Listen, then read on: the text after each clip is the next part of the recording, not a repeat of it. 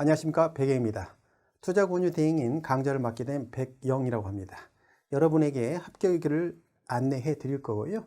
강좌를 전체적으로 진행을 할 때 조금 타이트하게 진행을 할 수밖에 없을 것 같아요. 그래서 여러분들이 최적화된 환경 속에서 합격하실 수 있도록, 짧은 시간에 합격할 수 있도록 이렇게 축약을 해서 알려드릴 테니까 여러분이 잘 쫓아와 주시면 합격의 길로 꼭 제가 안내해 드리도록 하겠습니다.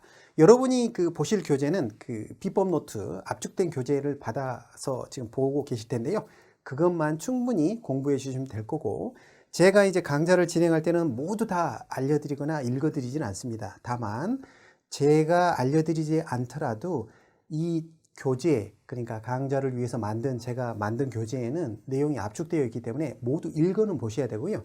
포인트가 되는 거, 중요한 부분은 제가 꼭 체크를 해 드릴 테니까 이 부분은 좀 더 주의해서 보시면 좋겠습니다. 그래서 기본서 위주로 이렇게 방만한 양을 공부하시는 것보다는 훨씬 압축해서 공부하실 수 있을 테니까 최대한 짧은 시간에 합격하실 수 있도록 도와드리겠습니다. 자, 그럼 먼저 직무윤리부터 들어가도록 할게요. 직무윤리 파트는 10문제에 나오니까 10문제밖에 안 나온다라고 생각하실 수가 있는데, 뒤에 이제 투자자 분쟁 예방 이쪽하고도 또 10문제랑 연결이 돼요. 그래서 문제는 어렵지는 않은데 20문제가 나오니까 사실은 전략 파트예요. 그래서 다른 분도 맞출 거니까 여러분도 꼭 맞추셔야 돼요. 자, 보시면 들어가도록 하겠습니다. 직무윤리. 자, 들어가면서 한번 질문을 드려볼게요. 제가 회사를 다니면서 해외 출장을 많이 다녔어요. 그러다 보니까 비행기 마일리지가 많이 쌓였네요. 이 마일리지를 갖고 제가 여름에 휴가를 갔다 왔습니다. 그럴 수 있죠? 네. 이러면 직무윤리를 위반한 걸까요? 안 한 걸까요?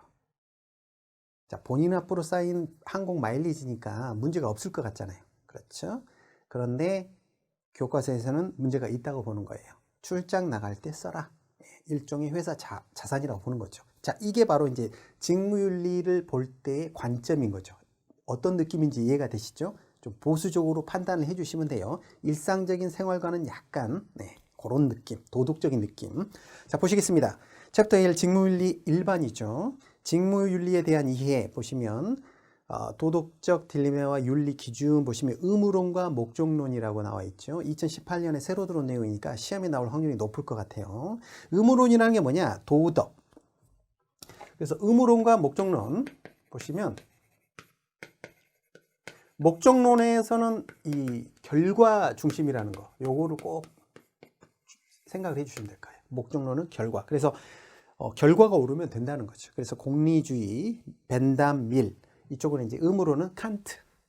칸트의 도덕이론, 도덕적이어야 된다는 거죠. 어떤 동기 자체도 그런 부분에 중시한다는 거, 요 두 개를 꼭 구분해 주셔야 돼요. 자, 그 다음에 윤리, 양가로 2번에 법과 윤리 있죠. 윤리는 동기를 중시하고 법은 결과를 중시한다. 그 밑에 보시면 양가로 3번 기업윤리와 직무윤리 구분하는 거 꼭 구별하셔야 돼요. 이 부분도 시험에 꼭 나올 만한 파트예요. 첫 번째 기업윤리, 반가로 2번에 직무윤리 있죠. 자, 읽어보시면 기업윤리의 전체라는 단어가 나옵니다. 그렇죠. 전체, 구성원 전체에게 요구되는 윤리 강령 같은 거고요. 직무윤리는 뭐냐? 개개인에게, 보이시죠? 밑줄 그어놓으세요. 개개인에게 요구되는 임직원 행동 강령이다. 그래서 어떤 말이 또 있냐면 기업윤리에는 거시적이고 직무윤리는 미시적이다, 이런 단어가 나오죠. 자, 그 부분까지 함께 체크를 해두세요. 그래서 둘을 구분하는 문제, 그렇죠. 이 문제에 나올 확률이 높으니까 그거까지 좀 체크를 해주세요. 자, 밑에 보시면 양가로 4번 윤리 경영과 직무윤리가 강조되는 이유 나오죠. 읽어보시면 어려울 거고요. 반가로 7번 실용성. 자, 윤리는 결과적으로도 경제적으로도 이득이 된다. 시험 지문에 참 윤리가 좋기는 한데 경제적으로 이득이 되는 것은 아니다라는 질문은 어떻다? 틀리다는 거죠. 결과적으로도 이득이 된다. 자, 그 밑에 양가로 5번 상품의 특성 보이시죠? 자, 법의 투자성이라는 건 뭐냐? 법에서 말하는 투자성이라는 건 원금, 원본 손실의 가능성을 말한다. 즉 원금이 깨질 수 있는 거, 원금이 닫힐 수 있는 게 뭐다? 법에서, 자본시장법에서 말하는 투자의 정의다. 그 정도까지 체크하시면 되겠습니다. 자, 다음에 보시면 챕터 2 금융투자업 직무윤리 나오죠? 양가로 2번에 신의 성실의 원칙이라는 단어가 나옵니다. 법에서는 이걸 신의칙이라 불러요. 신의칙. 신의성실의 원칙을 줄여가지고. 자, 첫 번째 반가로 1번 보시면 직무 수행에 있어서 제일 중요한 원칙이 뭐다? 신의칙이다. 신의성실의 원칙. 반가로 2번 보시면 이런 말이 있습니다. 윤리적 의무에 멈추지 않고요. 법적 의무로 승화되어 있다. 그래서 민법 법전에 신의칙이라는 단어가 나오는데 바로 이 직무윤리, 도덕적인 개념들이 옮겨온 것이다. 그래서 법의 의무로 승화됐다는 거. 그 말은 무슨 말이에요? 예, 지키지 않으면 법적 제재를 받을 수 있다는 거죠. 신의칙. 그래서 제일 중요한 원칙 중에 하나가 신의성실의 원칙이 되겠습니다. 양가로 3번 신의성실의 원칙 기능에 반가로 5번 보세요. 신의칙에 반하는 경우 법률 효과가 인정되지 않을 수 있다. 즉 어느 일방에게 너무 불합리한 계약이라든가 이런 것들, 갑을 계약하면서 이런 것들은 무효될 수 있다는 거예요. 반가로 7번 보시면 신의칙이라는 게 민법에도 이미 들어와 있는 내용이니까 법원은 직권으로 신의칙 위반 여부를 따질 수 있다. 당사자가 주장하지 아니하더라도 이 정도 읽어보시면 되고. 자, 밑에 보시면 이제 이해상충 방지라는 게 있죠. 이해상충이라는 게 뭐예요? 나에겐 이익이 되는데 상대방한테는 불리할 수 있는 거, 이런 것들이죠. 이런 것들이 충돌되는 게 이해상충이죠. 이제 법에서는 어떤 걸 이야기하냐면 이런 걸 이제 주로 예를 들어요. A라는 펀드가 있고 B라는 펀드가 있는데 운용 스킴은 똑같아요. 근데 수수료가 1%고 B는 1.5예요. 그러면 금융상품을 판매하는 사람은 어떤 펀드를 권유하냐? B를 권유할 수가 많은데 A라는 펀드를 권유해야 된다는 거예요. 자, 그게 이제 이해상충 방지라는 거예요. 현실하고는 조금 괴리가 있을 수 있어요. 자, 반가로 2번에 보시면 최선 집행 의무. 자, 무슨 말이냐? 고객의 이익을 위해서 열심히 노력을 해야 될 텐데 단순히 결과만 보고, 즉 수익률이 마이너스 났으니까 너는 최선 집행 의무를 다하지 못한 거야 라고 말하지는 않는다는 거죠. 왜냐하면 투자상품이라는 게 마이너스가 날 수 있기 때문에 중간의 과정 이런 것까지 함께 보고, 이 사람은 이해상충 방지 의무를 다하지 않았네, 이렇게 판단을 한다는 거죠. 자, 그리고 이제 반가를 4번에 보시면 과당매매라고 나오죠. 과당매매. 우리가 이제 이 책을 볼 때 그 투자에 관련되는 거니까 증권사에 근무하고 있다라고 생각하시면 가장 이해가 편하실 거예요. 자, 과당매매라는 게 뭐냐? 대표적인 이해상충이에요. 즉, 증권사에 가보시면 증권사의 그 영업 직원들의 수익은 이제 대표적으로 주식이다 그러면 주식의 매매 수수료로 나오잖아요. 그러니까 아무래도 많이 매매할수록 수수료가 많이 나오겠죠. 이 문제가 사실은 가장 증권사 입장에서는 고객과 충돌하는 문제다. 과당매매. 자, 그리고 그 과당매매는 동그라미 3번 밑에 들어가시면 단순히 수수료가 많이 생겼다고 과당매매냐? 그건 아니라는 거죠. 같은 논리죠. 즉 수수료가 많이 생길 수는 있는데 이걸 왜 했지? 결과와 과정을 모두 함께 보고 판단하는 겁니다. 양거로 3번. 이해상충 방지 체계라는 단어 옆에 의무적이라는 단어 보이시죠? 의무적이라는 단어는 무슨 뜻이냐? 모든 금융투자업자가 지켜야 된다. 즉 모든이라는 단어가 나오면 일반적으로 답이 아닌 경우가 많잖아요. 절대적으로 이런 단어 나오면. 그쵸? 그런데 여기서는 모든 금융투자업자, 즉 증권사는 이해상충 방지 체계를 가지고 있어야 된다라는 지문은 맞는 지문이죠. 그래서 동그라미 1번 보시면 이해상충이 발생할 수 있어요. 그럴 때는 어떻게 하느냐? 투자자에게 알립니다. 자, 그 다음에 두 번째, 그 이해상충이 발생하는 그 문제를 낮춰야 돼요. 문제가 없는 수준으로 낮춰야 되고. 세 번째, 근데 그게 안 돼. 그러면 어떻게 한다? 고객에게 그 상품 판매를 중단한다. 거래를 하지 않는다. 예.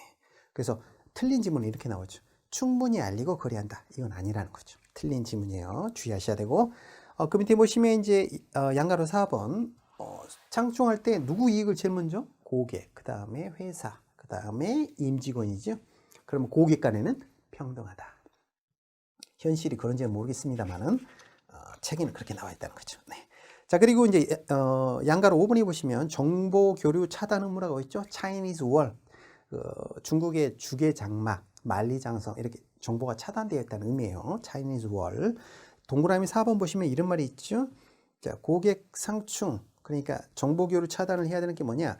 회사 자체 돈을 운영하는 것과 고객 돈을 운영하는 부서가 있을 수 있잖아요. 그러면 이 둘 간의 교류를 하다 보면 회사 재산을 위해서 고객 재산의 이익을 해할 우려가 있구나. 정보를 차단해야 할 필요가 있다. 이런 것들이 이제 정보 교류 차단에 관한 대표적인 사례가 되는 거고요. 자, 양가로 6번에 조사 분석 자료 이런 말이 나오죠. 이게 애널리스트의 리포트를 말하는 겁니다. 증권사의 애널리스트들이 이제 심층 연구에서 리포트를 쓰게 되잖아요. 어떤 주식이나 채권에 대해서 연구를 하고, 자, 그런 것들이 조사 분석 자료가 굉장히 중요한 자료들이 많이 담겨 있으니까 이런 것들은 객관적이고 어떤 지시나 제재에 의해 하지 않고 독립적으로 이루어져야 된다. 그런 내용이고요. 양가로 7번에 자기거래 금지라고 나오죠. 자기거래 금지라는 게 뭐냐? 고객과 직접 거래하지 말라는 거예요. 고객과 직접 거래하면 어떤 문제가 생기겠어요? 그렇죠. 영업 직원들의 이익을 위해서 고객 이익을 해할 우려가 많겠죠. 자, 그런데 동그라미 2번에 보시면 고객의 이익에 부합하는 경우, 이럴 때는 고객이 동의해서, 그렇죠. 그럴 때는 할 수 있다는 거예요. 무조건 안 된다는 게 아니라, 예를 들어서 고객이 이민을 가게 되면서 비상장 주식이 있었는데 이게 매매가 잘 안 돼요. 그러면 기존에 거래하던 영업 직원에게 내 주식을 좀 합당한 가격에 사달라, 이렇게 이야기할 수 있다라는 거예요. 다음 금융소비자 보호 의무 나오죠. 주의 의무 양가로 1번이 나오고 동그라미 2번 보시겠습니다.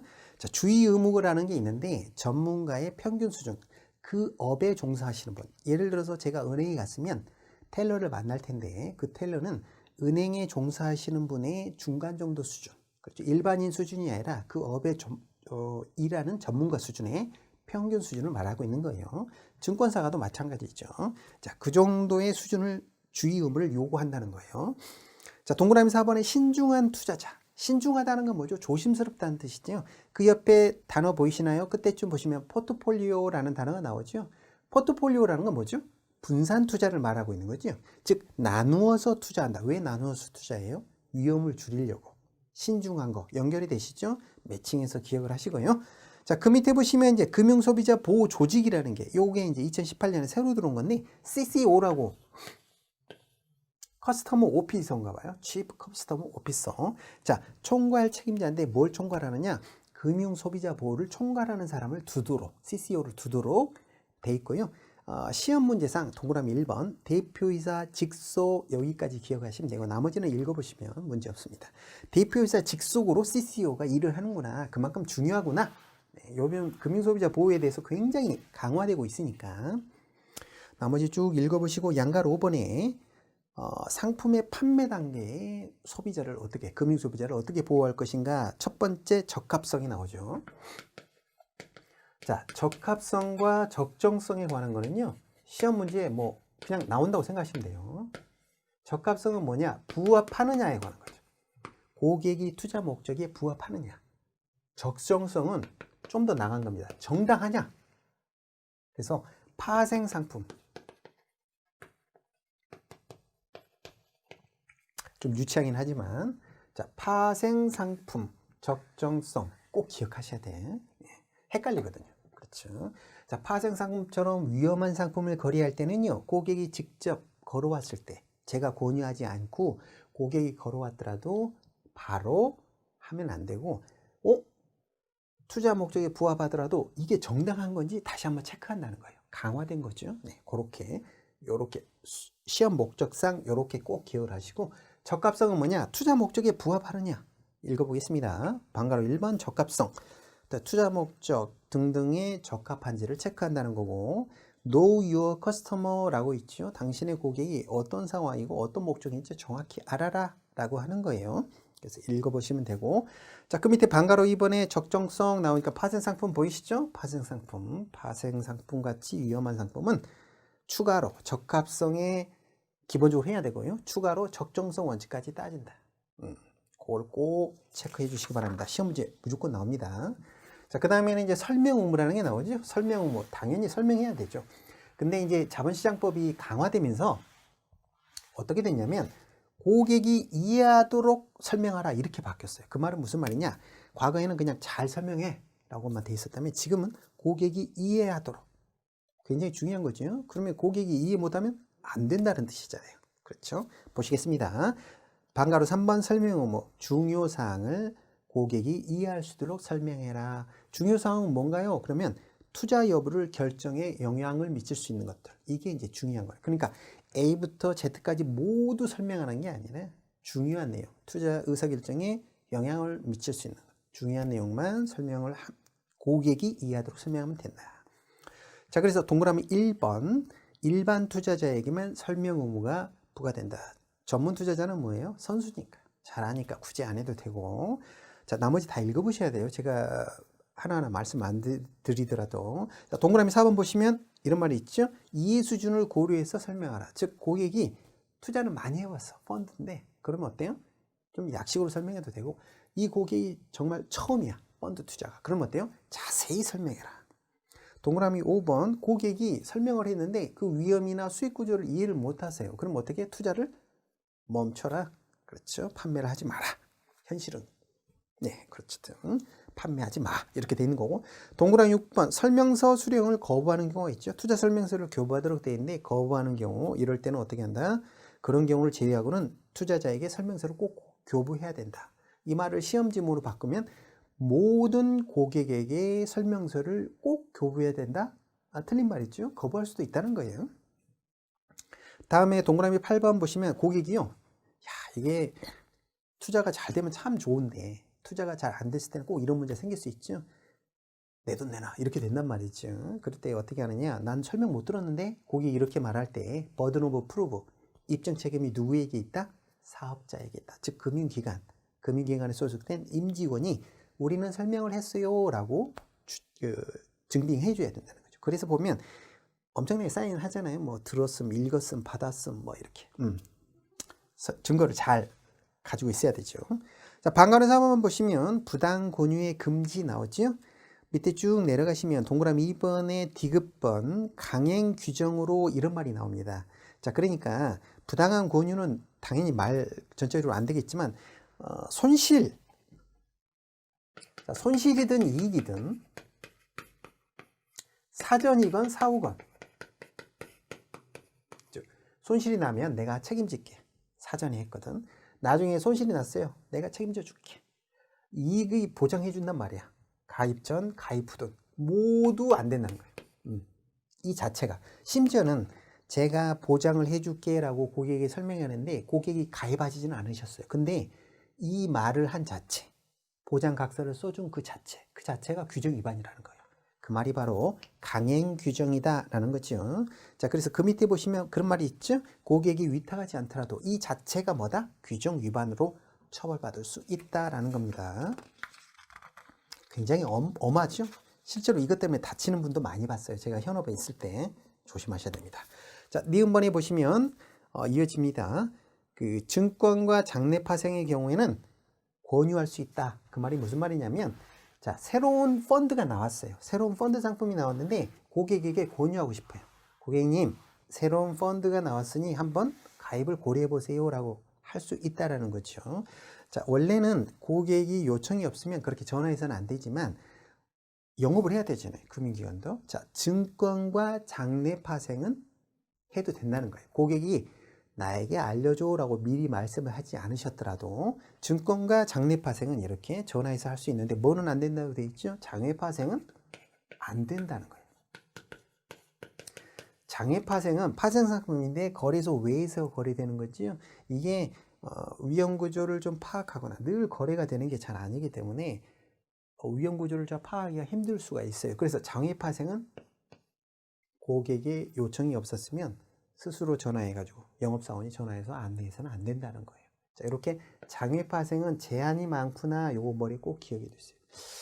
이제 좋은 방법은 아니지만 시험 문제를 쭉 보다 보니까 정말 모르겠어. 근데 지문에 혹시 이 단어가 있어. 그러면 이게 답일 확률이 좀 높아요. 왜? 규제가 워낙 많거든요. 그러니까 과거에 이제 또 설명을 드릴 텐데 대표적인 사례가 키코라는 상품이 있었어요. 자, 그런 상품들 때문에 시장이 난리가 났었거든요. 자, 이런 것들 때문에 장외 파생 규제가 많다. 자, 그래서 니은번에도 장내 파생과 증권은 전화해도 되지만 장외 파생은 금지되어 있다. 체크하시고요. 자, 디귿번에 보시면 고객이 이제 제가 전화를 했더니 그거 나 관심 없어.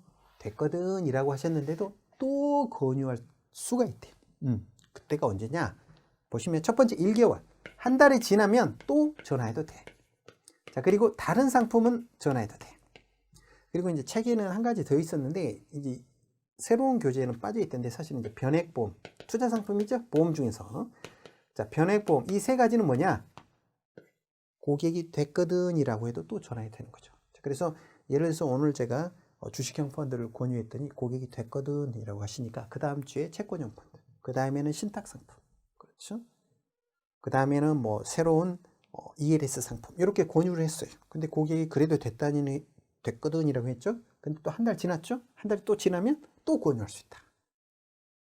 그렇죠? 멈추지 말고 이어가봐라 이런 뜻이겠죠. 그리고 변액보험도 그렇죠. 야, 보험 한 번 권유했는데 가입하시는 분 없죠.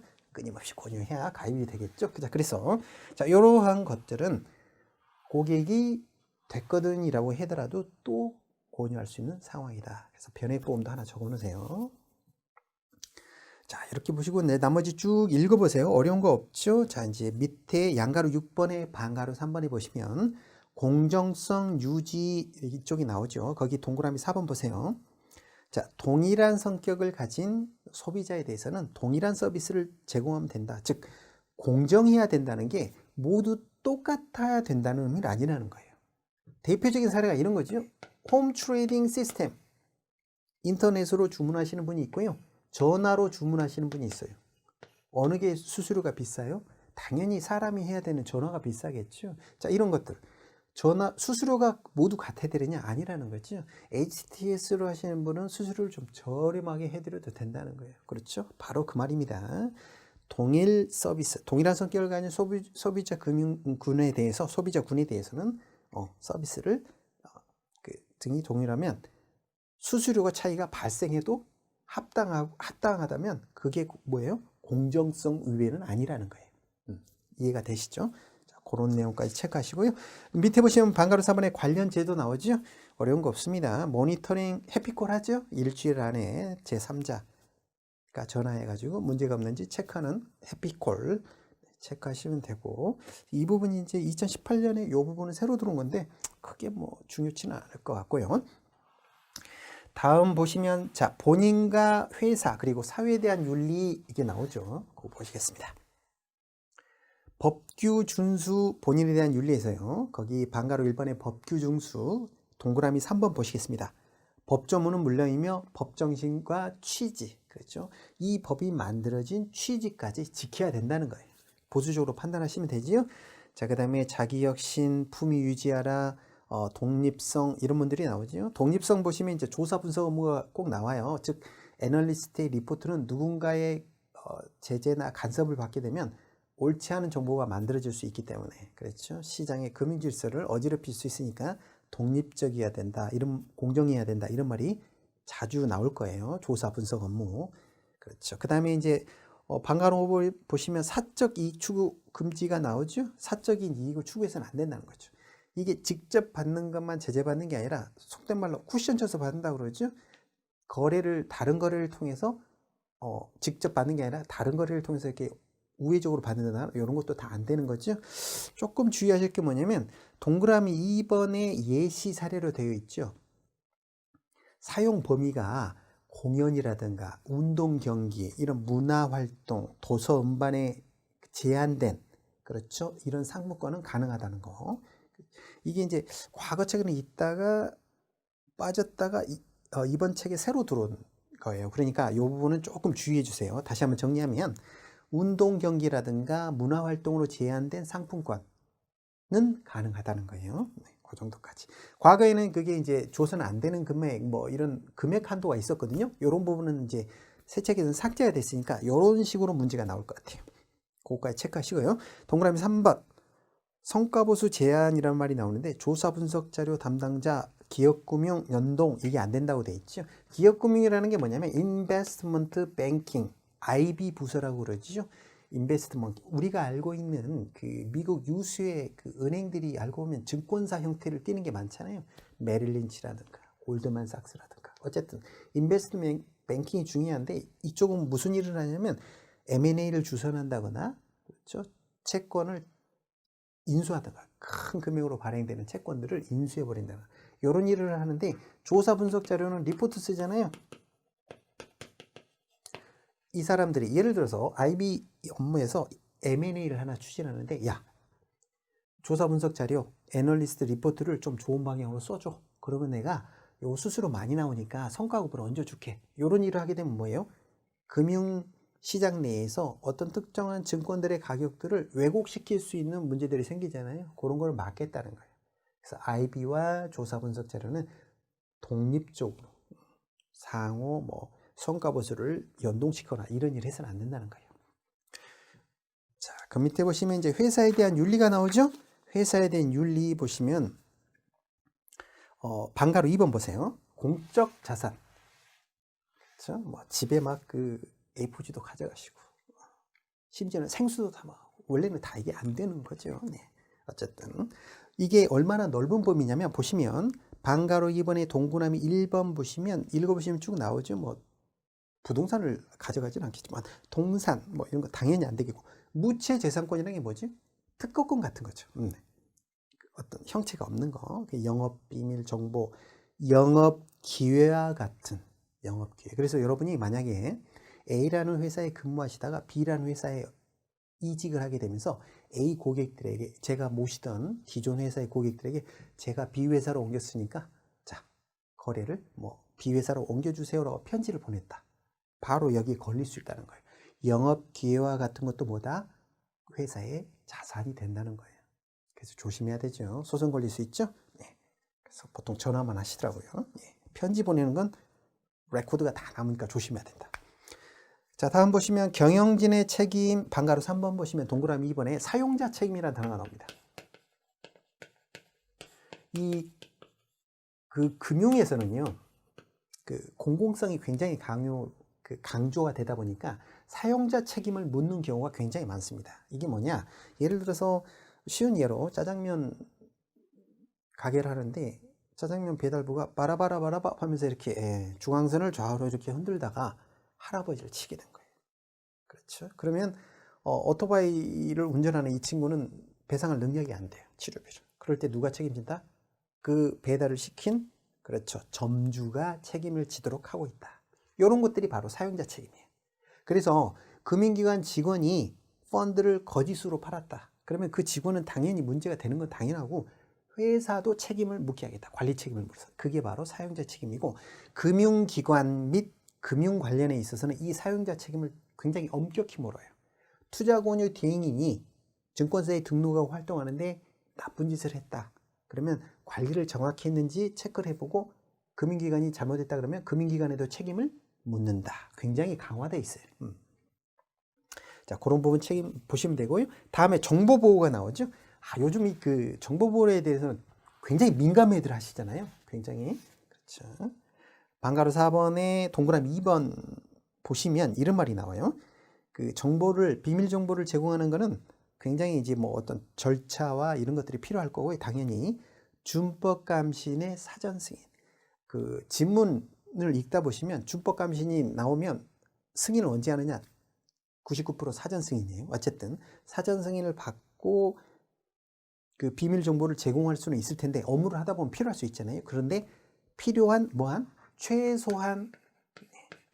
최소한의 범위. 요거를 시험에서는 어떻게 지문을 틀리게 하느냐? 충분한 이렇게 바꿉니다. 충분한 읽다 보시면 이렇게 헷갈리시거든요. 충분한. 그래서 충분한 정보를 제공해서 업무 처리를 하도록 해야 된다. 그러면 이게 틀린 말이에요. 예를 들면 이런 거죠. 남자냐 여자냐만 구분하면 이번 세일즈 프로세스를 진행할 수 있는데 주민번호를 모두 주세요 라고 이야기하는 게 안 된다는 거죠. 필요한 비밀 정보에 일할 수 있는 거기까지만 최소한만 가져가고 해야 된다는 거죠. 정보에 대해서. 그렇죠. 그래서 동그라미 2번 그 지문을 충분한으로 바꾸는 경우가 많으니까 꼭 체크를 하시고요. 자, 그 밑에 동그라미 3번 나와요. 이 정보가 비밀 정보인지 아닌지 헷갈려요. 그럼 뭘로 봐야 되겠어요? 일단은 비밀 정보로 보고 업무 처리를 해야 되겠죠? 그 부분 체크하시라는 거예요. 자, 동그라미 4번에 차이니즈 월 한번 또 나왔죠? 꼭 같이 기억을 하셔야 돼요. 정보 교류 차단, 차이니즈 월, 영어까지 기억하시고요. 자, 그 밑에 읽어보시면 어려운 거 없습니다. 쭉 보시고 양가로 3번 보시겠습니다. 사회에 대한 윤리. 여기서 말하는 사회는 이렇게 생각하시면 돼요. 금융시장. 즉, 이렇게 자본시장법이 특히 굉장히 이제 더 엄해지고 있는데 갈수록 금융시장에서 수많은 증권들, 즉 주식과 채권이 거래가 되는데 이러한 것들의 가격을 형성하는 것을 인위적으로 흔드는 거, 이 자체를 전부 그렇죠. 시장 질서를 어지럽힌다고 생각하고 굉장히 강화되고 있어요. 대표적인 게 뭐냐? 동그라미 3번 보세요. 과거의 불공정 거래 행위 정도 가지고는 목적성이 없는 거는 어쩔 수 없는 거라고 했는데 지금은 뭐다? 제재가 가능하게 굉장히 엄해졌다. 대표적인 사례가 이겁니다. 프로그램 오류. 뭔가 프로그램 오류 혹은 우리가 주문을 넣을 때 잘못 넣을 수 있잖아요. 나이가 들면 말이죠. 매수가 매도로 보이고 매도가 매수로 보여가지고 매수 거래를 클릭해야 되는데 잘못해가지고 매도 거래. 의도는 없었는데 본의 아니게 시장에 주문을 잘못 넣어가지고 프로그램 매매도 그럴 수 있잖아요. 주문이 잘못 들어가가지고 시장의 가격을 급등 혹은 급락시켰어요. 이런 경우에도 뭐다? 제재가 가능하다는 거예요. 목적성, 즉 시장을 어지럽힐 목적이 없었음에도 불구하고 그 결과가 시장에 큰 영향을 줬어요. 그러면 제재가 가능할 수 있다. 이렇게까지 엄격하게 바뀌었으니까 이 부분은 개정된 지 그리 오래 안 됐거든요. 그러니까 이런 부분은 꼭 체크를 해주세요. 자, 첫 번째 시간은 이렇게 진행하도록 하겠습니다. 직무윤리. 자, 듣느라고 고생 많으셨네요. 다음 시간에 또 뵙겠습니다.